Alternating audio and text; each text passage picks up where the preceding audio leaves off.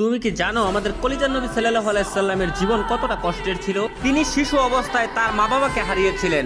মানুষ তাকে এতিম বলে গালি দিত, তার পবিত্র গালে থাপ্পড় মারত। অসহায় নবীর কান্না ছাড়া আর কোনো পথ ছিল না। নবুয়ত পাওয়ার পর তার আপনজনরাই হয়ে ওঠে তার চিরশত্রু। তাকে পদে পদে হত্যার চেষ্টা করা হয়। মানুষ তার শরীরে ময়লা আবর্জনা ছুঁড়ে মারত, তার রাস্তায় কাটা বিছিয়ে রাখতো। মানুষ তার শরীরে পাথর মারত। মানুষের ছুরা পাথরে নবী করিম সাল্লাল্লাহু আলাইহি সাল্লামের দাঁত মুবারক শহীদ হয়ে যেত। নিকৃষ্ট পাষাণরা নবীর পবিত্র মুখে থুথু পর্যন্ত ছিটিয়ে দিয়েছিল।